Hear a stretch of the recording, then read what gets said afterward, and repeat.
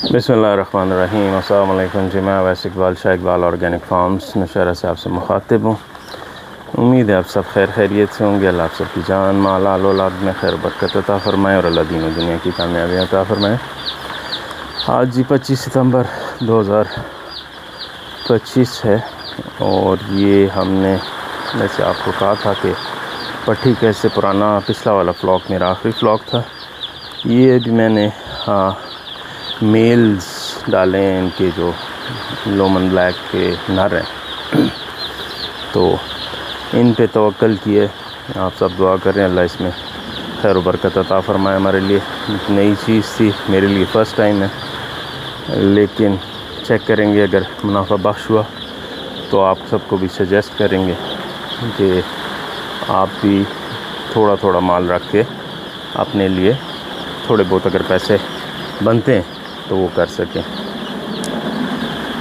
इसमें आपको आज फार्मिंग से रिलेटेड आपको थोड़ी सी चीज़ें ऐडअप करता जाऊँ। इनफैक्ट फार्मिंग बेसिकली जो है वो 3 किस्म की है। एक तो कंट्रोल शेड होता है जो नॉर्मली बड़े फॉर्म्स होते हैं, की लेंथ होती है तकरीबन 400 बाय 50 20,000 स्क्वायर फीट जगह बनती है, जिसमें ब्रायलर की आई गेस राउंड अबाउट कोई उनको 75 स्क्वायर फीट जगह चाहिए होती है। 40 डेज़ का प्रोसेस होता है उसमें उसकी फार्मिंग करते हैं। दूसरा ये कि अगर आपने बड़ी मुर्गी रखनी है तो अब वो भी बेस्ट ऑप्शन है। इसके रिज़ल्ट सबसे बेहतर हैं। एक तो कंट्रोल होता है, आपने इन्वायरमेंट सारी कंट्रोल की होती है, और दूसरा ये कि टेम्परेचर उनका कंट्रोल होता है तो उस वजह से वो खुराक वगैरह भी पूरी कर रही होती हैं, और बाहर से जो बीमारियां वगैरह आती हैं तो उसका भी इन्वॉल्वमेंट ज़रा कम होती है।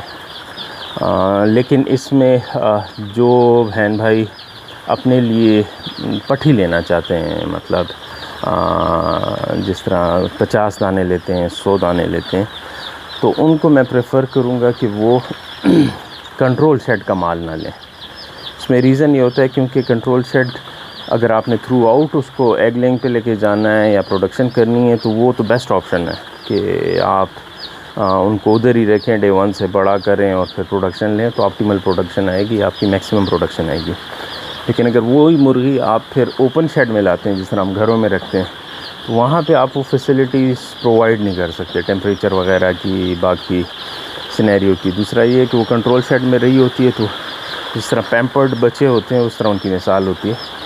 तो वो अगर आप फिर घर में रखेंगे तो आपको एग प्रोडक्ट के लिए तो वो फिर आप मोस्ट प्रोबेबली थोड़ा बहुत नुकसान उठा सकते हैं, क्योंकि वो बाहर की इन्वायरमेंट के साथ उस तरह यूज़ टू नहीं होता। जब आप लेके जाएंगे वो बड़ा हेल्दी होगा, वेट गेन भी होगा, लेकिन उसकी रेजिस्टेंस पावर उस तरह, क्योंकि वो रफ़ एंड टफ़ सिचुएशन से गुज़रा नहीं होता, तो वो आपको अल्लाह ना करे नुकसान दे सकता है। तो जब आप पट्टी ले रहे होते हैं या मुर्गी ले रहे होते हैं तो कोशिश किया करें, अगर इन्वेस्टिगेट कर सकते हैं तो कंट्रोल शेड का माल ना लें। वैसे आप अगर कंट्रोल शेड की इन्वायरमेंट प्रोवाइड कर सकते हैं तो वो बेस्ट है, वो फिर आप रख सकते हैं। दूसरी सॉर्ट ऑफ फार्मिंग आ जाती है, ये ओपन फार्मिंग आ जाती है। ये जिस तरह हमारा शेड है आप चेक कर सकते हैं, साइडों वगैरह से खुला हुआ है। ये तो खैर अभी हमने जगह इसके लिए बंद की हुई है। ये कंपैरेटिवली इसमें चूज़ा मुर्गी पालना थोड़ा मुश्किल काम है। दूसरा ये कि इसमें बीमारियों की फ़ीसद भी कंपैरेटिवली ज़्यादा होती है, क्योंकि ओपन होती है, हवा चलती है। स्पेशली मई जून में ये जब आपका गंदम काट रही होती है, हर सिंध में तो शायद अप्रैल वगैरह में होती है, पंजाब में भी, यहाँ पे हमारे पास मई में कटती है। तो वो बेसिकली जब ये गंदम की कटाई हो रही होती है, उसका जो ये धूल ओढ़ रही होती है तो काफ़ी खट्टी होती है, उसमें एंडी आने का बड़ा चांस होता है। तो ओपन शेड में ये है कि बीमारियों का थोड़ा सा वो ज़्यादा होता है, लेकिन रीज़न ये है कि वो इस रफ़ एंड टफ़ सिचुएशन से गुज़रती हैं तो लॉन्ग टर्म में आपको फ़ायदा देती हैं, सर्वाइव कर सकती हैं। क्योंकि आप लोगों ने घर जब लेके जाना होता है तो उन्होंने, आप जिस तरह मैंने कहा, कंट्रोल शेड की इन्वायरमेंट आप नहीं प्रोवाइड कर सकते, तो वो फिर डेफिनेटली ओपन शेड में ही आपने रखनी होगी, या कुडियों में रखनी होगी, या किसी कमरे वगैरह में रखनी होगी, या आपने ओपन रखना होगा।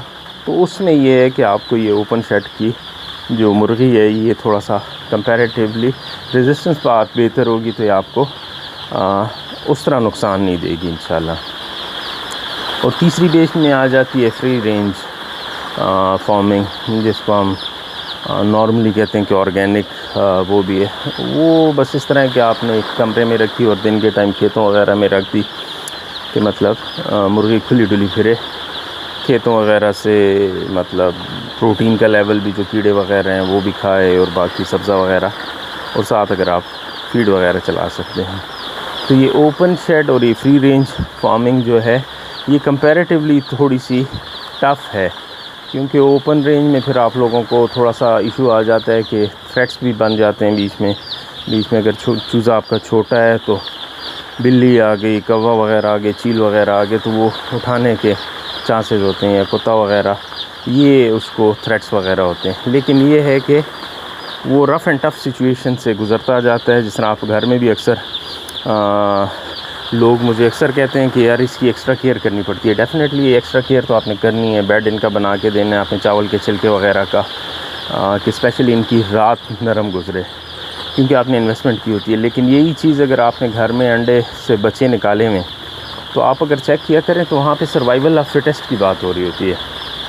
कहने का मकसद ये है कि राउंड अबाउट आपके पास लेट्स सपोज एक मुर्गी से 12-15 चूज़ा निकला है, तो आप मेडिकेशन भी कर रहे होते हैं, लेकिन जो मैच्योरिटी एज तक आती है वो 4-5 चूज़ा या 6 चूज़ा आता है, ठीक है। बाकी बीच में मोर्टेलिटी होती जाती है। आप कभी इतनी केयर नहीं कर रहे होते, क्योंकि घर के ही अंडे होते हैं, उसी से बच्चे निकलते हैं और वो ही फिर बड़े होते हैं, तो आप लोगों को उतना कंसर्न नहीं होता। लेकिन यहाँ पे जब हम फार्मिंग कर रहे होते हैं, क्योंकि डेफ़िनेटली हमें एक दिन का चूज़ा भी अभी आई गेस इस साल से ब्राउन का चूज़ा 320 रुपये का हो गया, ब्लैक का 300 रुपये का हो गया, तो एक दिन का चूज़ा आपको 320 रुपये का पहुँच के साथ 330-340 रुपये का पड़ता है। वो डेफ़िनेटली आपकी बहुत ज़्यादा कॉस्ट इन्वॉल्व होती है। तो फार्मिंग में फिर हमारी कोशिश ये होती है, क्योंकि बग़ैर माँ के बच्चे होते हैं, हमने इनकी माँ बनना होता है, तो वो फिर मेडिकेशंस वगैरह, वैक्सीनेशंस वगैरह, इसके थ्रू इनको हम कोशिश ये करते हैं कि मिनिमम मोर्टेलिटी हो, कि हमारा प्रॉफिट मार्जिन ज़्यादा हो। और दूसरा ये है कि चूज़ा मैच्योरिटी एज को आ जाए।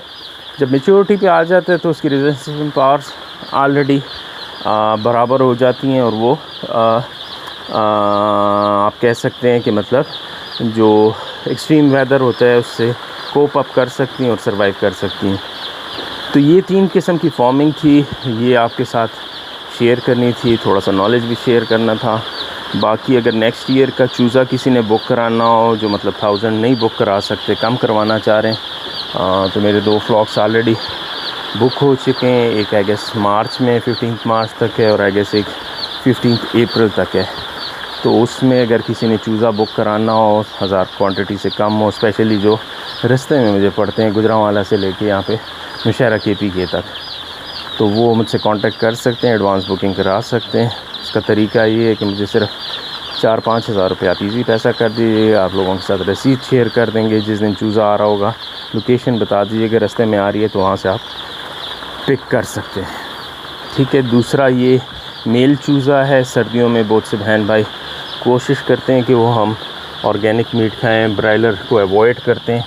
तो उस तरह के अगर बहन भाई भी कोई हैं जो अपने घर में मतलब 50-100 रखना चाह रहे हैं, और कि मतलब सर्दियों का सीज़न या गर्मियों का या पूरा साल आप घर में जौन सी भी आप ऑर्गेनिक फीड देना चाह रहे हैं, क्योंकि हमारी तो डिपेंडेंसी होती है, हमने फीड ही देनी होती है, क्योंकि दूसरा अल्टरनेट हमारे पास होता नहीं है।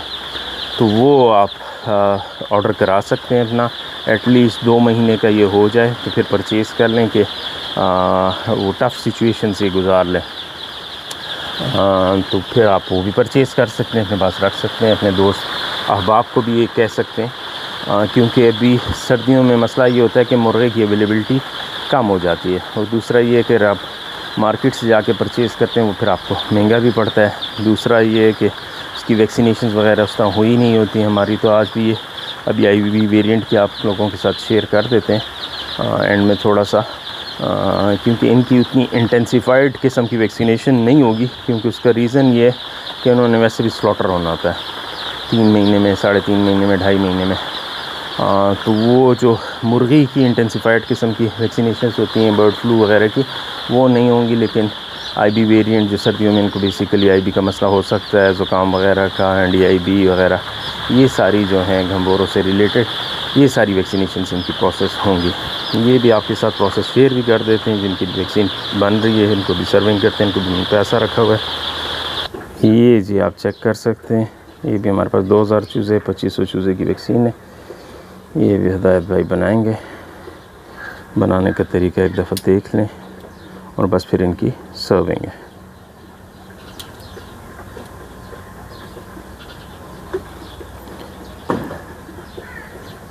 ये चेक कीजिएगा, इस तरह मिक्सअप कर दें और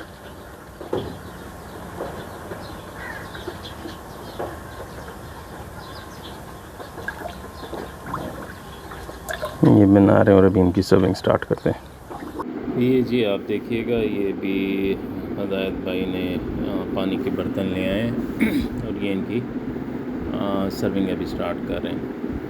ये आपने कोशिश करनी है कि वैक्सीन जो है आपने ठंडे मौसम में करनी है, अर्ली मॉर्निंग में या इवनिंग के टाइम में, कि जो आपका परिंदा है वो हीट स्ट्रेस में ना हो और जो आपकी वैक्सीन है वो भी गर्म ना हो। और ये 10-15 मिनट में ये सारी वैक्सीन पी लें।